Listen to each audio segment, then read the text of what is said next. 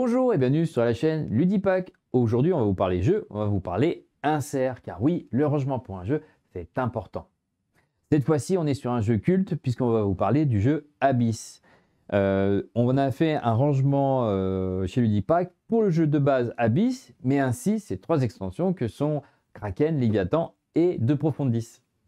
On va tout de suite ouvrir la boîte pour découvrir comment est fait ce rangement. Alors, tout d'abord, voilà, on a mis la petite pochette de Profundis. La petite pochette de Profundis. Voilà, on le sait que c'est une petite dizaine de cartes et vous verrez le rangement où contient les cartes seigneurs a largement la place pour accueillir cette petite extension. Mais voilà, pour une question de visibilité, on vous l'a laisser dans sa petite pochette au-dessus du rangement. On a ensuite le plateau de jeu, donc qui arrive directement ici. On l'a mis au-dessus parce que comparativement à d'autres jeux, le plateau, cette fois-ci, ne prend pas l'intégralité de la boîte et donc, du coup, ne permet pas de stabiliser l'ensemble des éléments. C'est pour ça que dessous, c'est la règle du jeu qui va faire office. On a tout d'abord les deux petites règles concernant Léviathan et Kraken. Et on a cette magnifique règle du jeu qui permet de stabiliser les éléments qui se trouvent en dessous. Voici l'ensemble des inserts Ludipack. Donc comme vous pouvez le voir, cette fois-ci, comme d'habitude, j'ai envie de vous dire, tout est bien rangé, séparé, et qui va permettre d'effectuer une mise en place rapide parce que dans ce jeu, il y a différents paquets de cartes à positionner, les tuiles des lieux, les tuiles des monstres, les petits éléments, surtout en ce qui concerne les extensions, les clés, les perles, le carnet de score. Il y a même, on a mis au passage la petite planche pour écrire au feutre Velleda et pour effacer, qui remplace le petit carnet de score. Donc, comment est fait ce rangement? Tout d'abord, donc, on a le bloc-notes qui vient se positionner au-dessus des deux figurines. Ensuite, on va commencer par cet élément. Donc, les jetons monstres. On voit qu'il y a deux rangements.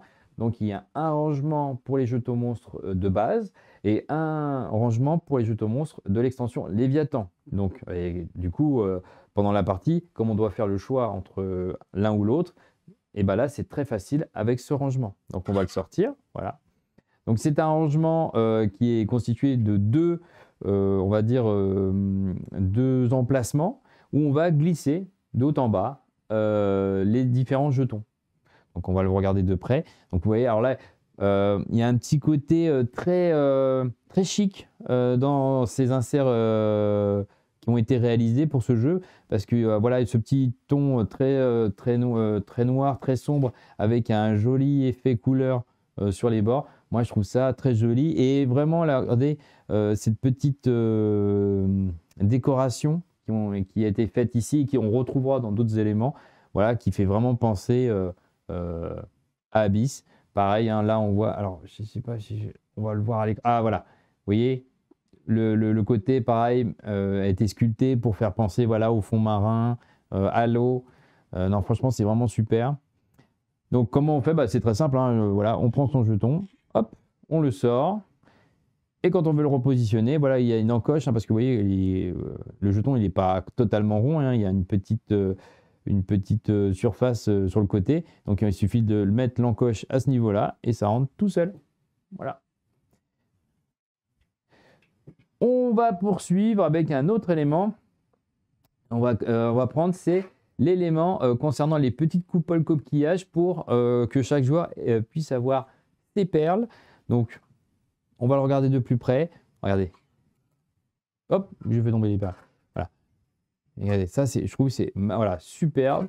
Ça donne vraiment un style aux différents rangements. Et même après, comme on va les positionner sur la table, bah voilà, ça embellit encore plus un jeu qui était déjà très très beau. Voilà. On va poursuivre donc du coup par un élément donc majeur dans le jeu, c'est les cartes seigneurs. Et donc, cet élément-là, vous pourrez le positionner sur le plateau, à l'endroit où d'habitude il y a la pioche pour le jeu Abyss, pour les cartes seigneurs. Et donc, du coup, ça donne un petit côté 3D au jeu qui est vraiment superbe. Regardez, regardez comme c'est beau. Là, franchement, ça embellit vraiment le jeu. Ça permet aussi également, parce que là, comme vous pouvez le voir, hein, là, je le redis encore une fois, mais tous les rangements Ludipack sont faits pour que les cartes soient bien rangées, qu'elles soient slivées ou non. Et là, quand vous avez une grande pile comme ça qui est slivée, bah, généralement, ça tombe. Et là, avec ça, vous le positionnez sur le plateau et ça bouge plus. Là, c'est superbe. Et on a plaisir à piocher les cartes seigneurs. On poursuit toujours dans les cartes avec un double rangement, cette fois-ci pour les petites cartes des peuples marins et des cartes trésors concernant une des extensions. Du coup, il y a 2 piles, mais ce qu'il faut le savoir, alors on va le voir de plus près. Hein, déjà, voilà, il profite de la même finition que celui d'avant. Vraiment, là, voilà, magnifique, avec juste une petite couleur différente. Donc, on a d'un côté les cartes des peuples marins, de l'autre côté les cartes trésors. Cependant, il faut savoir que les cartes des peuples marins, il y en a beaucoup, enfin, il y en a tellement que finalement, il y en a également sous les cartes trésors. Donc, il est conseillé en fait d'utiliser ce rangement pour pouvoir effectuer la pioche des peuples marins de façon très pratique et de positionner les cartes trésors à côté du plateau de jeu pendant la game, parce que du coup, dans une partie, en fait, c'est beaucoup plus rare d'utiliser les cartes trésors que les cartes des peuples marins qui, eux, sont utilisées de façon constante. Donc voilà. Donc hop, on repositionne ça par-dessus. Voilà, et voilà, ça bouge pas. C'est superbe. Franchement, ça donne un style magnifique. Avant d'attaquer ce gros élément, on va continuer à vider un peu la boîte.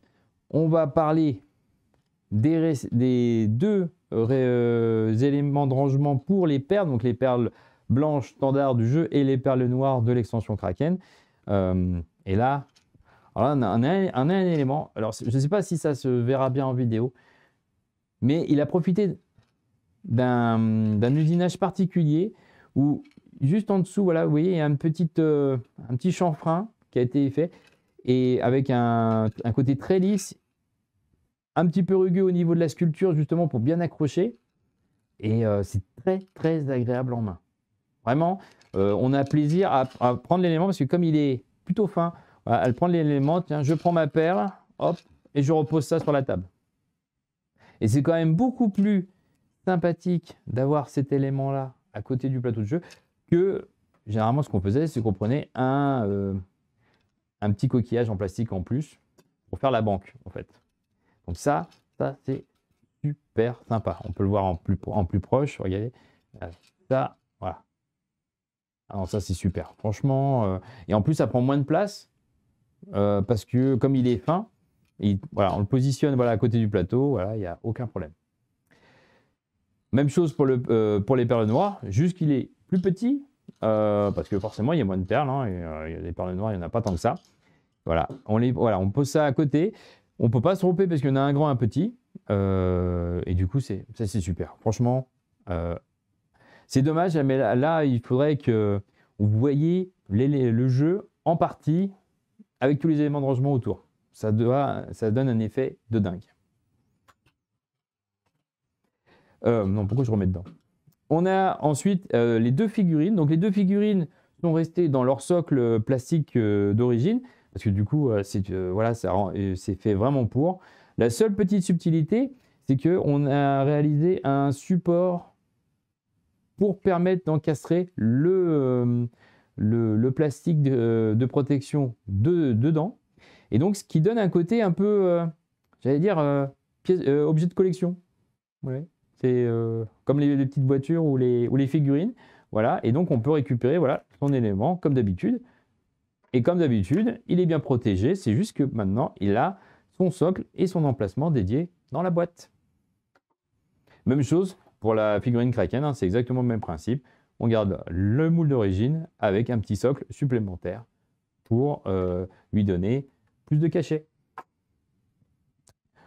Là, on va parler de tous les petits jetons, alors des extensions, que ce soit les blessures, les petits jetons monstres. Alors, il y a les clés aussi d'origine hein, qu'on retrouve ici. Mais voilà, on va dire, hop, attention, ça tombe. C'est un peu le rangement à jetons. Voilà, on va appeler ça comme ça. Et du coup, voilà, il a le même travail de gravure que les autres éléments qu'on a pu voir précédemment, avec une couleur violette qui dénote des autres... enfin, j'allais dire qui dénote. Oui et non, parce que en fait, si on peut le voir, alors je ne sais pas si ça va être facile, mais en fait, les éléments sont groupés. On pourrait presque les grouper par couleur. C'est-à-dire qu'on a tout ce qui est jetons, petites cartes en orange. On a les 3 éléments qui sont ici en violet. On a les petites boîtes de perles avec un petit effet vert.